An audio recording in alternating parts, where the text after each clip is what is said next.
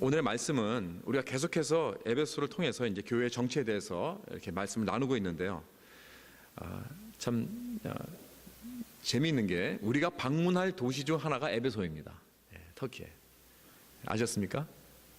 뭐 하나도 놀라지 않는 듯 같이 이렇게 뭐 다 아셨다는 것처럼. 그래서 그 에베소에 다녀와서 좀 더 디테일하게 우리가 보고 느낀 것을 더 전하겠습니다. 에베소가 이러한 곳이었다. 바로 이곳에 있는 교인들 향한 편지였다 하는 것을 좀 더 자세하게 말씀드리겠습니다. 이제 에베소 2장과 3장은 교회의 핵심을 말하는 부분이 됩니다.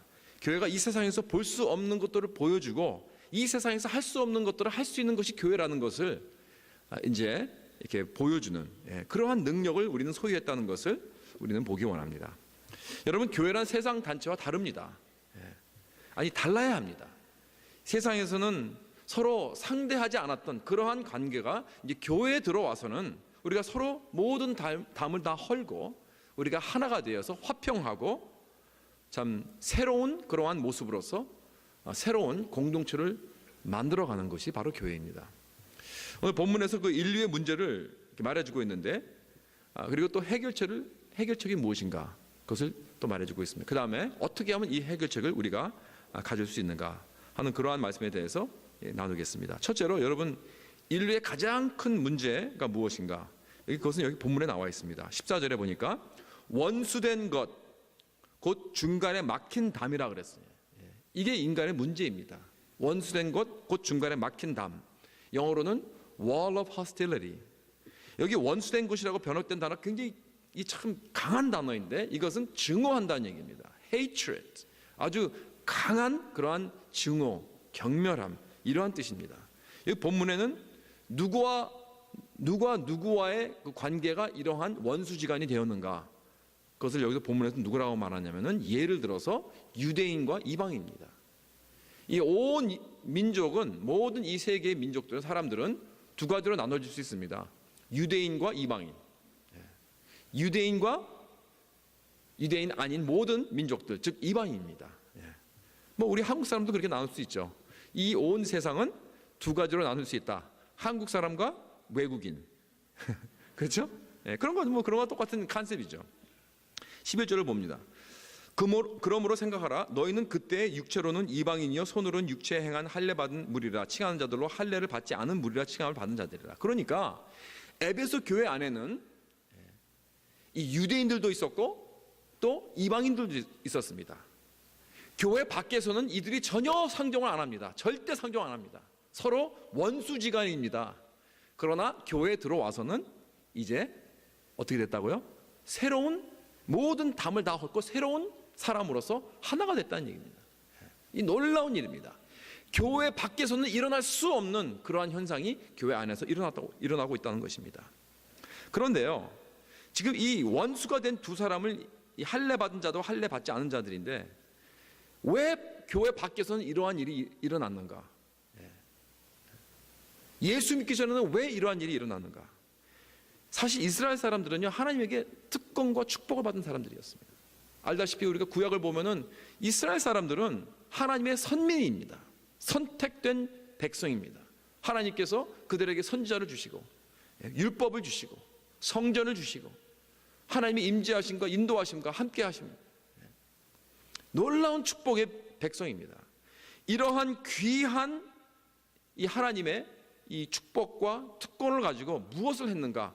무슨 목적으로 이렇게 하나님께서는 이들을 택하셔서 이런 것을 주셨는가? 다른 게 아닙니다. 너희들은 제사장 백성이 되라는 것입니다. 누구를 향하여? 온 세상을 향하여 모든 민족들에게 제사장 백성이 되라는 거예요.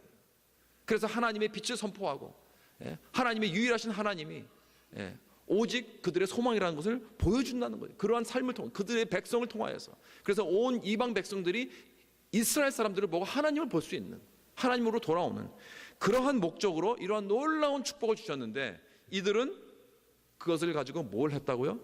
이들은 그것을 가지고 오히려 원수 삼았습니다. 이방인. 여러분, 그래서 이스라엘의 첫 아버지인 아브라함에게 준 약속과 축복이 무엇이냐면 창세기 12장에 그랬잖아요. 너는 복이 될지라. 땅의 모든 족속이 너로 말미암아 복을 얻을 것이라. 그런데 그 축복이 나중에 모든 족속으로 하면 원수지간을 만들게 하는 거예요. 왜 그랬는가? 왜냐하면 이스라엘 백성은 이방 족속에게 축복이 되지 않고 이들을 뭐라고 그랬냐면 더러운 개라 그랬습니다. 우리들이 가지고 있는 건 너희들은 없다. 너희들은 하나님을 모르고 다 이방신을 섬기는 그런 개다. 이런 가축이나 동물로 비유하는. 그리고 그들은요, 그때 당시에만 하더라도, 이 초대교회 당시에만 하더라도 그 이방인들에게는 이러한 말이 돌았습니다. 저 왜 이방인들이 있는가? 하나님께서 이방인들을 만든 이유가 무엇인가? 지옥의 불을 더욱더 더 뜨겁게 하는 연료로 사용하기 위해서 이방인들을 만들었다 그래요. 상상해 가십니까? 이런 말을 했어요. 그리고 이방인 여자가 애를 낳게 되면 절대 도와주지 마라. 왜? 또 하나의 그 이방인 그 아이가 태어나면 뭐하냐 이거예요. 저주받은 인간이네. 이렇게 생각했단 말입니다. 그리고 그들의 그 기도문 중에서는 자기가 이방인으로 태어나지 않게 하신 하나님께 감사하는 거예요.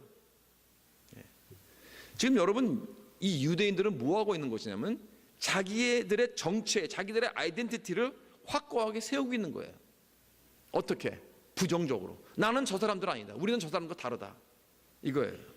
여러분, 우리가 정체를 세운 데 있어서 인간들은 두 가지 방법을 채택하고 있는데, 첫 번째는 긍정적인 면입니다. 예를 들어서 우리는 한국인이잖아요. 한국인이라는 아이덴티티가 어디서 나온 겁니까? 우리는 한국말을 하고 한국인같이 생겼잖아요. 그렇죠? 그리고 우리 한국인들끼리만 있습니다. 또 한국인의 문화를 우리끼리 서로 프랙티스하고 여기에서 내 아이덴티티를 세우고 보존하는 것입니다. 그 다음에 또 다른 그 방법은 뭐냐면 부정적인 방법입니다. 이것은 뭐냐면은 이런 우리 민족은 전혀 다른 민족과 상종하지 않는다. 그거예요. 다른 문화권을 무시하고 경멸합니다. 우리가 더 우월하다는 거예요. 우리 한국 문화가 제일 최고야. 우리가 하는 방법이 최고야. 저 사람들 저렇게 한심해. 그러면서 무시하고 경멸하고 그런 어떤 그 나의 한국 사람이라는 것을 어떤 긍지를 갖는 것은 중요하지만, 애국심을 갖는 건 좋지만, 여러분, 민족주의는 좋은 게 아닙니다. 어떤 그런 민족 우월주의자, 이런 것들은 오히려 문제를 낳게 되는 것입니다. 자꾸 다른 민족을 경멸하고 그들과 싸움이 일어나는 거예요. 무시하고. 개인적으로도 마찬가지입니다. 개인적인 관계에서도 나의 좋은 점을 극치로 높이고 내 주위에 있는 사람들이 나의 좋은 점이 없으면 경멸합니다. 무시합니다. 아니, 비판하고 내려보는 거예요. 종교적으로도 마찬가지입니다. 종교적으로도 내가 저 사람보다 낫다고 생각하면 저 사람이 내가 가지고 있는 거 없다고, 내가 가진 좋은 달란트와 은사와 이러한 여러 가지 영적 경험이라든가 이런 여러 가지 그런 축복을 저 사람이 누리지 못한다고 하면은 그 사람을 무시하게 합니다. 저 믿음 없는 사람. 그래서 이 누가복음 18장에 보면 성전으로 올라가서 기도하는 바리새인이 이렇게 기도를 했습니다. 저 세리는 구석에서 하늘을 우러러보지도 못하고 있는데 이렇게 기도합니다. 하나님이여, 나는 다른 사람들 곧 토색, 불의, 간음하는 자들과 같지 아니하고 이 세리와 같이도 아니함을 감사하나이다. 그랬습니다. 그러니까 자기 자신의 가치를 다른 열등한 사람들과 비교해서 높이는 거예요. 나같이 도덕적이고 나같이 종교적인 사람은 이 사람과 상대를 할 수가 없다. 이겁니다. 그러니까 내 자신의 가치를 높여서 열등한 사람과 비교해서 높이는 것입니다. 문화적으로는요, 보면은 우리 동양인들은, 우리 한국 사람도 마찬가지, 중국 사람도 마찬가지입니다. 이 교육열이 굉장합니다. 그렇죠? 그래서 교육에 아주 중점을 둡니다. 또 경제적으로 성공하는 것을 굉장히 강조하고 있습니다. 그래서 많이 경제적으로 성공을 하셨죠. 그럼 반면에 히스패닉이나 흑인들은 그렇지 않습니다. 뭐 교육이나 이런 데에 이렇게 중점을 두지 않습니다. 그들의 문화권의 그 가치관은 이런 교육이나 경제적 성공이 아닙니다. 그들은 아주 가족적입니다. 관계입니다. 그들은 즐기는 겁니다. 뭐 그것이 나쁘다라고 할 수가 없는 게 그들의 문화가 그래요. 그렇다면 우리는 비교해서 저렇게 한심하게 그냥 그날 먹어서 그날 즐기는 저런 백성 얼마나 한심한가, 우리는 그렇게 말을 막 합니다. 그렇지 않습니다, 여러분. 그것은 우리의 좋은 점을 높여서 남을 무시하는 그러한 자세인 거나 마찬가지예요. 종교적으로도 내가 너보다는 더 기도 많이 하고, 내가 너보다는 더 헌금을 많이 하고, 너보다 더 많이 섬기고, 너보다는 내가 믿음이 좋다. 그러면서 남을 무시하는 그런 마음들이 우리 가운데 있습니다. 여러분, 남가주에서요, 여러 교회를 사람들이 많이 다니는데 어떤 사람들은 이렇게 큰 교회를 다니고 대형 교회를 다니고 어떤 사람들은 작은 교회 다닙니다. 그러나 그런 사람들의 그 어떠한 다니면서 자기들의 각자 갖는 자부심이 있어요. 근데 그런 것까지는 좋은데 그러면서 다른 교회 다니는 사람들을 굉장히 무시한단 말이에요. 대형 교회 다니는 사람들은 자기들이 어떤 이런 대형 교회 다닌다는 어떤 그런 아이덴티티를 가지고 작은 교회 다니는 사람들을 이렇게 좀 내려다보는 그런 경향이 있고, 또 작은 교회 다니는 사람들은 자기들은 그래도 열심히 봉사해서 이런 개척교회 같은 데서 열심히 봉사해서 섬기는데 저 대형 교회에서 그냥 건성으로 다니는 사람들보다 낫다, 뭐 이런 또 자부심이 있습니다. 그러면서 서로들 간에 이렇게 경멸하는 거예요. 내려다보고. 또 altogether 한국 교회 안 다닙니다. 미국 교회 다닙니다. 미국 교회 다니면서 이제 이렇게 또 한국 교회를 굉장히 이렇게 전체적으로 한인 교회를 이렇게 아주 내려다보는, 약점을 경멸하는. 제가 한 미국 대형 교회 다니는 한 집사님에게 물었습니다. 집사님은 왜 잘 알아듣지도 못하는데 그 미국 교회 나가십니까? 그렇게 물었거든요. 근데 그렇게 묻지 않았어요. 그렇게 생각했죠. 실례죠. 그렇게 말하면 안 되죠. 그러면요. 진짜 그랬나 하고 눈이 동그래가지고 다들. 근데 제가 그렇게 생각을 했어요. 솔직히 말씀드리면. 이게 봤을 때 이런 거 굉장히 이런 나의 자만감이죠. 나는 다 알아듣는데 당신은 알아듣지도 못하면서 그런 데 다니냐, 뭐 이런 굉장히 쓸데없는 그런 자만심이 있었습니다, 제가. 근데 대신 내가 이렇게 좀 디플로매틱하게 물었습니다. 집사님, 왜 한국어 설교가 편하실 텐데 미국 교회 나가십니까? 이렇게 살짝 이렇게 굉장히 이렇게 정중하게 그랬더니 그분이 그러시더라고요. 그분 말 그대로 옮기겠습니다. 한인 교회도 싸우는 거 다 꼴보기 싫어서요. 그러니까 한인 교회들을 굉장히 내려다보는 거죠. 그래서 난 다 아주 그냥 다 미국 교회 나가겠다고, 잘 알아듣지 못하지만 그런 분들도 있더라고요. 이렇게 각자 다른 그룹을 내려다보는 그런 경향들이 있습니다.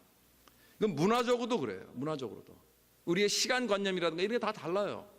어떤 문화에서는 시간관념이 우리와 다릅니다. 우리는 정확하게 11시에 시작합니다.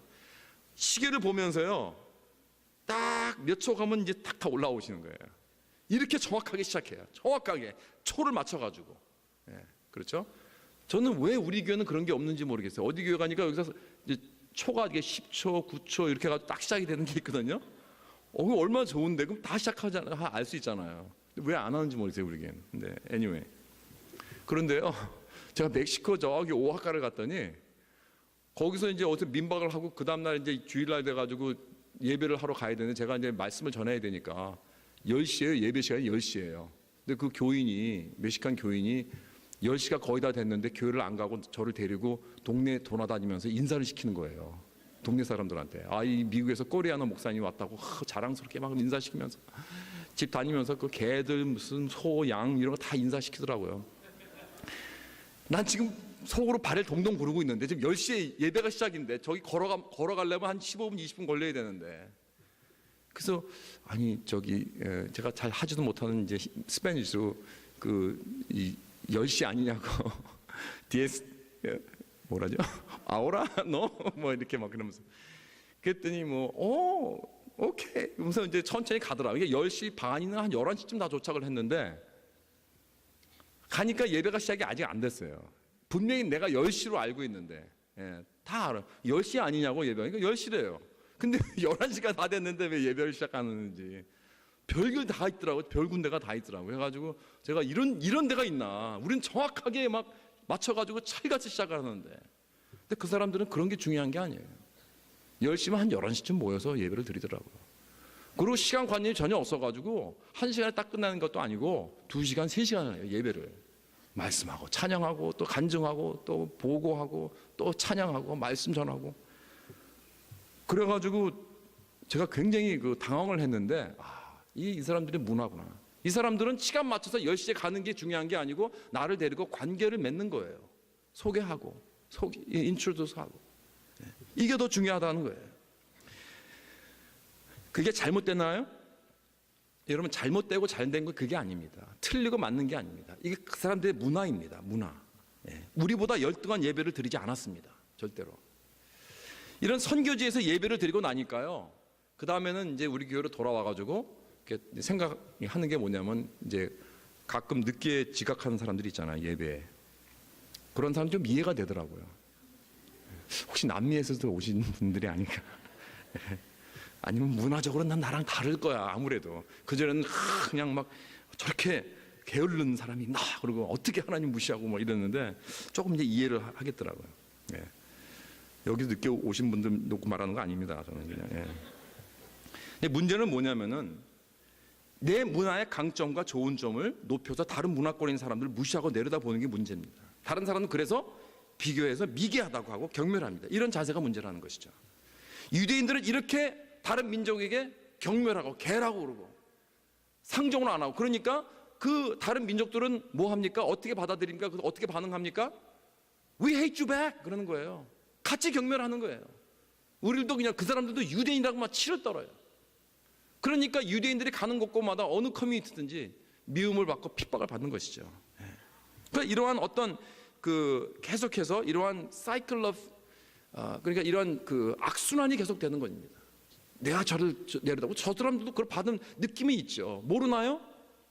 자격지심이라는 게 있는데 내가 없는 게 저 사람이 있으면요 부럽고 그러면서 한편으로 자격지심이 다 있어요. 우리도 부러워. 그러나 그 사람이 나한테 약간 좀 내려다보는 어떤 그러한 말투라든가 눈치를 주면은 압니다. 나도 그렇지 않습니까? 그러니까 나도 같이 미운 거예요. 지만 그러나 그러고 잘났나 그러고 뭐 이런 말 하는 거예요. 그렇기 때문에 이러한 상황 속에서 유대인과 이방인들뿐만이 아니에요. 우리 모든 사람들에게 이러한 원수됨이 있고요. 막힌 담이 있습니다. 자, 이런 것들이 어떻게 생겼나? 이것을 다시 말해서 여러분들과 저 우리 모두가 다 하나님께서 각자 주신 축복과 이 놀라운 특권이 있습니다. 이것을 가지고 높여서 그것이 없는 사람들을 내려다보고 정죄하고 또 경멸하는 그러한 것에서 생겨난 것입니다. 자, 이렇다면 해결책은 무엇인가? 이것의 해결책은 무엇인가? 이 모든 인간의 관계를 화평하게 이룰 수 있는 그러한 해결책을 하나님께서는 이렇게 주신 것입니다. 하나님은 간단하게 말해서 새로운 인류를 만드시겠다는 거예요. New man 그랬어요. New mankind, new race. 15절을 보겠습니다.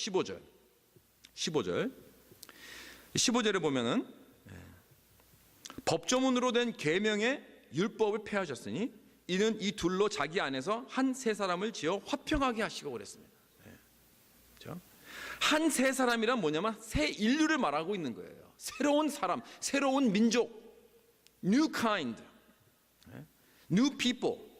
유대인도 아니고 이방인도 아닌 한국 사람도 아닌 어떠한 새로운 그러한 인류가 있다는 거예요. 그러니까 하나님은 모든 인간관계에 있던 이러한 여러 가지 그 갈등과 문제와 서로 증오와 이런 레이시즘, 이런 인종차별 이런 것들을 어떻게 해결을 시키시는가? 새로운 인류를 만드시겠다는 겁니다. 새 사람.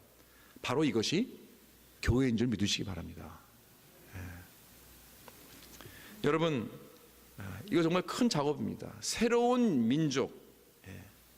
왜냐하면 이 새로운 민족이란 아주 굉장히 근본적인 펀더멘털한 겁니다. 굉장히 이것은 아주 기초적인 것입니다. 모든 우리의 삶이 다 연결이 된 거예요. 복잡합니다. 그렇기 때문에 교회는 절대로 클럽이 될 수가 없습니다. 클럽이라는 것은 어떠한 한 가지나 두 가지를 가지고 거기에 인트레스트 있는 사람들이 모여서 즐기는 거죠. 그래서 이 코리안 클럽이 되면 안 됩니다. 그건 클럽이죠. 골프 클럽은 될 수가 있어요. 그럼 골프에 그냥 그 인트레스트 한 사람만 모여서 그 모임을 가지면 되는 거 아니에요. 그러나 교회는 그런 것이 아닙니다.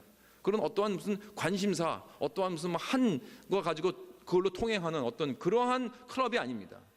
이것은 한 민족입니다. 새로운 민족.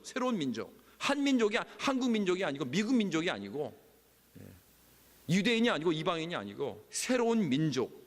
나의 삶 전체가 다 인볼브된 나의 가치관, 내 사랑, 내 새 관계, 모든 목적, 나의 삶의 모든 부분이 다 연결된 이러한 새 민족이 되었다는 것입니다. 이제는.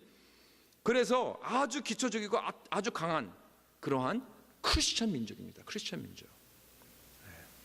이게 하나님 나라의 백성이라는 거예요. 우리는 천국 백성. 이것이 new identity, 나의 새로운 아이덴티티가 되었다는 것입니다. 여러분 믿습니까?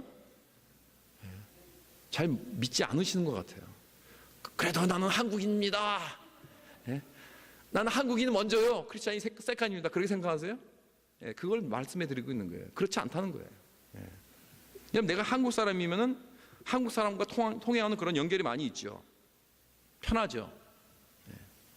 물론 한국 사람, 아까도 말씀드렸지만 한국 사람이 긍지를 갖는 거 중요하지만은 그것은 크리스찬보다 더 중요하지 않습니다.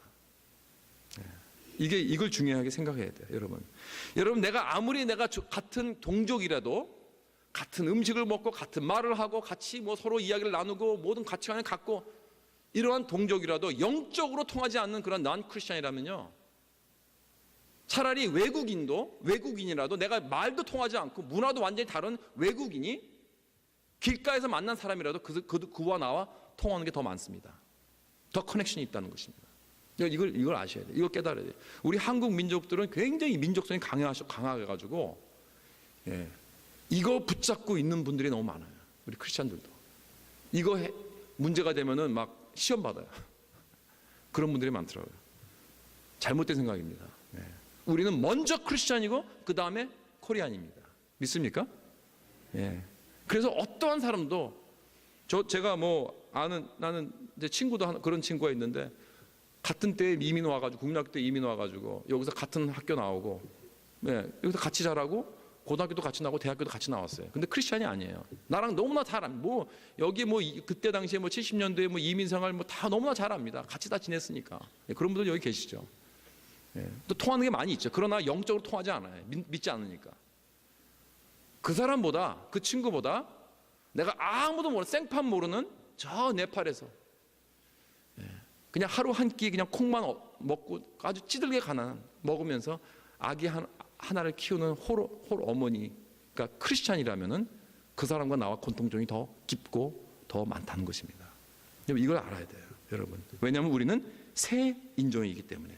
그래서 요한계시록 7장에 보면은 각 나라와 족속과 백성과 방언에서 아무도 능히 셀 수 없는 큰 무리가 나와 흰 옷을 입고 손에 종려가지를 들고 보좌 앞과 어린 양 앞에서 큰 소리로 외쳐 이르되 구원하심이 보좌에 앉으신 우리 하나님과 어린 양에게 있도다. 여러분, 이것이 천국의 모습입니다. 모든 족속이 다 다르지만은 언어도 다르고 색깔도 다르지만은 다 같이 흰 옷을 입었어요. 이게 뭐예요? 우린 크리스찬이라는 거예요. 흰 옷을 입고 예수 그리스도 어린 양을 바라보면서 찬양하며 손붙잡고 나간 이 모습이 천국의 모습입니다, 여러분. 왜? 우리는 새로운 크리스찬 민족이 되었기 때문에 그렇습니다. 이제 7명이 내일 터키로 떠납니다. 이 터키는 우리 한국에서 형제나라라 그러죠. 형제나라. 한국 사람들은 터키 사람들을 어떻게 생각할지 몰라도 터키 사람들은 적어도 한국 사람을 그렇게 좋아합니다. 형제나라라 그래요. 네. 역사에 보면 고구려와 그 투르크 민족이 접촉을 했다는 그런 기록이 있고요. 또 6.25 전쟁 때 네 번째 나라로 이 한국에 보냈습니다, 터키 사람들이. 그래서 공산당들과 같이 싸운 형제라고 해서 더욱 이 한국 사람들을 사랑합니다. 그렇기 때문에 이 한국 사람들이 선교하기 아주 좋은 나라예요. 가는 데마다 환영하거든요. 한국 사람이다 그러면 막 웰컴합니다. 그리고 영어를 배우는 열정보다 한국말을 배우는 열정이 더 많다고 합니다, 터키에는 젊은이들이.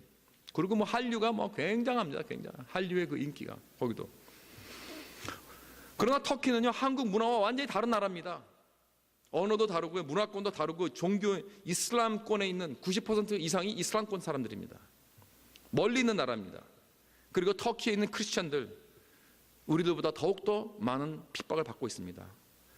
그 7천만 명이 넘는 그 인구에 크리스찬이 오직 6천 명밖에 안 됩니다. 6천 명 통틀어서 6천 명이라면은 미국의 한 웬만한 큰 교회, 우리 여기서도 남가주에서 한국교회, 한인교회 큰 교회 한 6천 명 되는 교회도 있죠. 한 교회 사이즈밖에 안 되는 거예요, 큰 대형 교회. 그만큼 어렵습니다. 다 다르지만은 거기에서 이제 우리 가서 만나게 될 이 터키 크리스찬들은 나의 참 형제입니다.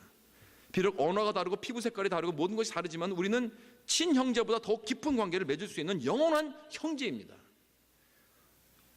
나와 같이 한국말을 하고 김치를 먹고 한국 정치 이야기를 나눌 수 있는, 그러나 믿음을 나눌 수 없는 그러한 한인 친구보다 더 가까운 그러한 형제입니다.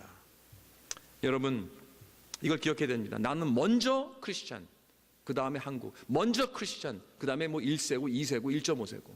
먼저 크리스찬이고 그 다음에 내가 교육을 받았고 못 받았고. 먼저 크리스찬입니다. 그러고 난 다음에 내가 어디에서 태어날까, 뭐 경남 사람이든 호남 사람이든 이북 사람이든 다 세컨더리입니다. 먼저 크리스천입니다. 그렇다면 우리가 어떻게 이 새 인류가 될 수 있는가? 그냥 교회를 다니면 됩니까? 아닙니다. 사랑하는 성도 여러분, 십자가의 복음을 받아들여야 합니다. 인간의 모든 벽을 헐고 평화롭게 하나가 되어가는 오직 방법은, 오직 하나님께서 주신 방법은 십자가의 복음밖에 없습니다. 16절 한번 보시기 바랍니다. 또 십자가로 이 둘을 한 몸으로 하나님과 화목하게 하려 하심이라 원수된 것을 십자가로 소멸하시고 그랬습니다. 원수된 모든 인간의 그 관계들은요, 모든 인간들이 교육을 시키고 뭐 여러 가지 법도 만들고요, 여러 가지 시도를 많이 했지만요, 아직도 미국의 가장 큰 문제가 레이시즘이에요. 인종차별입니다. 이걸 어떻게 해결할 수가 없어요. 암만 가르쳐도 안 돼요. 젊은이들, 학생들에게 박혀 있습니다. 우리 마음속의 문제이기 때문에, 우리의 죄의 문제이기 때문에. 그래서 원수가 된 것을 십자가로 소멸하라고 그러는데, 여러분 십자가에서 인해 소멸당하는 건 예수 그리스도입니다. 그렇지 않아요? 십자가에서 죽으신 분 누구밖에, 예수님밖에 더 있습니까? 그런데 그 십자가로 소멸했다는 거예요. 이게 무슨 뜻인가? 고린도후서 5장 21절에 보면 이렇게 되어 있습니다. 하나님이 죄를 알지도 못하시는 이를 우리를 대신하여 죄로 삼으신 것은 우리로 하여금 그 안에서 하나님의 의가 되게 하려 하심이라 그랬습니다. 그렇다면은 이 뜻은 십자가에서 죄 없으신 예수 그리스도가 우리가 받아야 될 형벌을 대신 받았다는 거예요. 그가 우리의 죄로 인해 원수되는 그 형벌을 대신 받으셨다는 겁니다. 우리가 하나님의 원수가 되고 멸망을 받아야 되는데, 대신 죄 없으신 예수 그리스도에게 그 형벌이 십자가에서 내려진 것입니다. 이걸 말하고 있는 거예요. 여러분, 우리 주 예수 그리스도는 완전하신 분입니다. 죄 많은 우리들보다 훨씬 우월하신 분입니다. 뭐 인정으로 따지자면은, 뭐 그렇게 할 수도 없겠지만, 우리가 인정으로 따지자면은 영원히 우리보다 우월하신 분입니다. 죄 없으신 분이 하나님이시기 때문에. 그렇죠? 완전히 고급층입니다. 우리와 상종할 필요도 없습니다. 우리 같은 사람. 그런데 이 땅에 오셔서 아주 미개하고 열등한 우리들에게 뭐라고 부르셨다고요? Brother 그랬습니다. 형제라고. 히브리서 2장 11절에 보면요, 우리들을 형제라 부르기를 부끄러워하지 않았다 그랬습니다. 예수님은 우리같이 이런 하위의 민족들, 손 아래 사람들, 열등한 사람들과 함께 아이덴티파이 하기를 부끄러워하지 않으셨다고 했습니다. 우리를 형제로 삼고 우리의 연약함을 대신 지고 십자가로 가셨습니다. 할렐루야. 반면에 우리들은 어떻습니까? 우리들은 서로를 창피하게 여기는 적이 많죠. 저 사람이 내 친구가 되는 것이 자랑스럽습니까? 창피합니까? 뭐 어떨 땐 자랑스럽고 어떨 땐 창피할 수가 있죠. 그래서 막 저 사람이 좀 창피한 일 하면 야 너 나 모른다 그래. I don't know you man. 그러죠. 가족끼리도 그러더라고요. 보니까 내가 집에서 이렇게 좀, 여러분 집에 가면요, 저는 아빠입니다. 목사가 아니라. 교회 와서 이렇게 목사 이렇게 하고 좀 이러고 있지만 집에 가면 아빠예요. 그래가지고 애들 앞에서 뭐 장난도 하고 뭐 춤도 추고 뭐 별짓 다 합니다. 조크도 하고. 그리고 이제 썰렁한 조크 하고 그러면 우리 애가 죽을라 그래요. 제발 좀 그러지 말라고. I don't know you dad. 뭐 이러면 이래요. 창피한 짓 한다고. 그럼 재밌어 더 하죠 저는. 그런데 여러분 좀 심각하게 생각해요. 여러분 참 여러분 그 가족 멤버를 이렇게 창피하게 여긴 적 있습니까? 혹시 부모님을 창피하게 여긴 적 있습니까? 한국에서 그런 이야기를 가끔 듣습니다. 시골에서 가난하게 사는 홀어머니가 아들을 고생고생 시켜서 공부 잘 시켜가지고 서울에 유학 보냈는데 아이들도 공부 잘해가지고 좋은 대학 나와서 좋은 직장 잡았습니다. 오랫동안 아들이 소식이 없습니다. 그래서 이 어머니가 아들을 보고 싶어서 시골에서 서울로 올라와서 새 회사를 찾아갔습니다. 이름 대면서 우리 아들 좀 찾아달라고. 회사 사람들이 확 몰려 나오는데 거기 아들도 하나 있었어요. 그래서 우리 아들 없냐고 물어보니까 이 아들이 모른 체하고 난 저 사람 모른다고 그러고 그냥 싹 가버려요. 그래가지고 그 어머니가 자기를 모른 체하고 창피하는 이 아들에게 너무 실망을 해서 가서 자살을 했다고 합니다. 우리 미국에서도요, 2세들이 부모가 영어를 잘 못하고 미국 문화권을 잘 모르고 하니까 창피해하고 놀리는 경우가 많이 있죠. 여러분 그 경험 해보셨습니까? 우리 애들이 내가 뭐 영어 잘 못한다고 나를 무시하고 그런 느낌 있잖아요. 근데요, 이 자녀들이 부모를 창피하는 것뿐만 아니더라고요. 부모님들도 자녀들을 창피하는 경우가 있더라고요. 솔직하세요. 솔직히 그렇죠. 어떤 자녀들은 내가 자랑스럽게 입이 닳도록 자랑하고 다녀요. 우리는 뭐 어느 대학 나오고 어느 뭐 직장 다니고 얼마큼 돈 잘 벌고. 그런데 그러지 못한 애들은 슬쩍 넘어가죠. 그렇죠? 제가 틀렸습니까? 그런 적 많죠. 네, 솔직히 고백하세요. 네. 사고 뭉치치고 뭐 이런 애들은요, 잘 말 안 하려고 그래요. 네.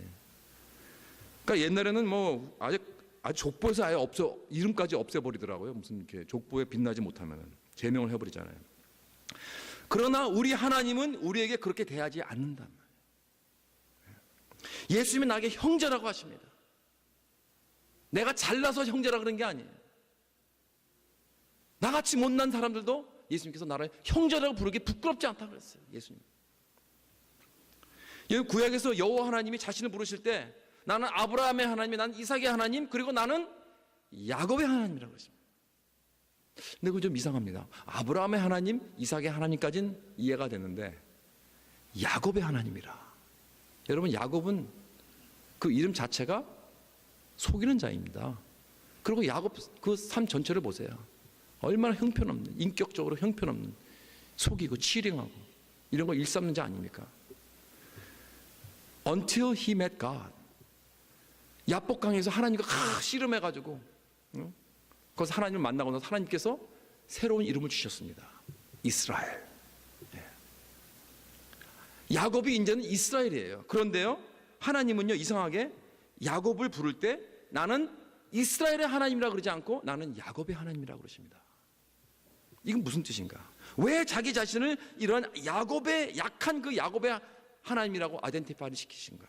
그 이유는 이겁니다. 하나님은요, 약한 우리들을 자녀라고 부르시고 우리들의 하나님 되시기를 부끄러워하지 않는다는 거예요.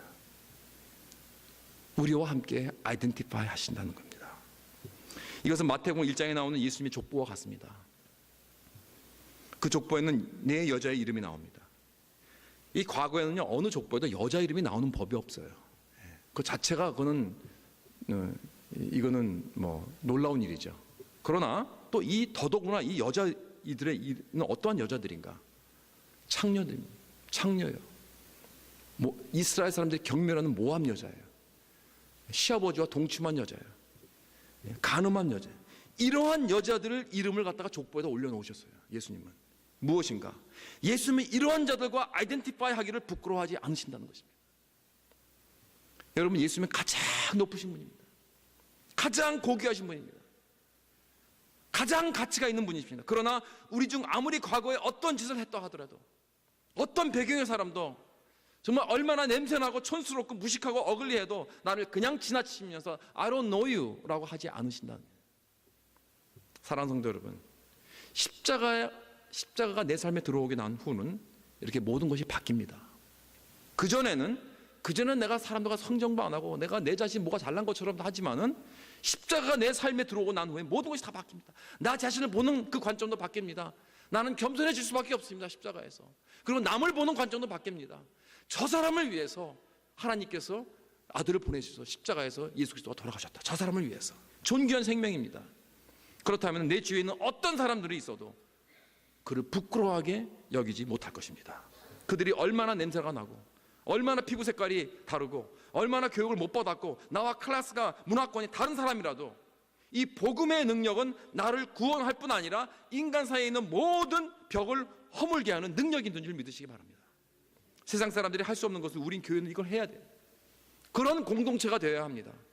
어떠한 클래스도 어떠한 구분도 있지 않습니다. 아니, 형제의 약함을 내가 짊어지고 같이 손붙잡고 십자가로 나가는 곳이 바로 교회가 되어야 할 줄 믿습니다. 어제 아침에 우리 COF를 위해서 마라톤에 참여했습니다.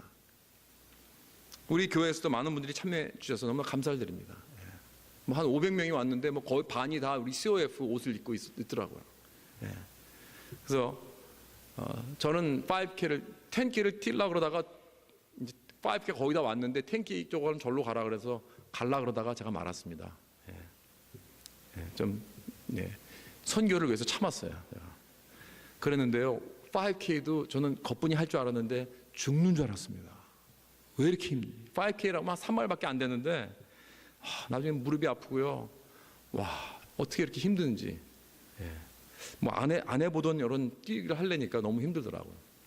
근데 다른 분들은 다 내 앞으로 갔습니다. 솔직히. 나를 두고 멀리 떠난 님은 심리도 못 가서 발병이 나야 되는데, 근데 우리 전원석 장로님은 마라톤을 하시는 분이기 때문에 잘 뛰시는 분인데도 불구하고 저를 기다리시더라고요. 그래서 마지막 그 레그 도는데, 죄송합니다. 여기 앞에 놓고 말씀드려서 저를 기다리면서 같이 마지막 들어온 데를 같이 옆에 같이 이렇게 뛰면서 오셨어요. 저 같은 사람, 야, 저 5K도 뛰다가 죽을 것 같은 그렇게 힘들어하는 걸 저것도 못 뛰고 헐떡이는 사람이 I don't know you 라고 할 수 있는데 그러지 않으시고 내 옆에서 같이 뛰어주시더라고요. 천천히. 그 참 얼마나 감사한지요. 여러분 그걸 생각하면서 저는 이게 교회의 모습이 아닌가 그렇게 생각해 봤습니다. 왜냐하면 우리 주 예수 그리스도께서 십자가에서 바로 그 일을 하셨기 때문에 그렇습니다. 우리를 부끄럽게 여기지 아니하시고 같이 손 붙잡고 십자가로 꼬리나셨습니다. 이와 같이 우리도 형제의 약함에 동참하여서 함께 손 붙잡고 같이 십자가 앞으로 꼬리나는 그러한 모습이 우리 교회가 되어야 할 줄 믿습니다. 그런 우리 교회가 되기를 예수 그리스도의 이름으로 축원합니다. 다 같이 기도하시겠습니다.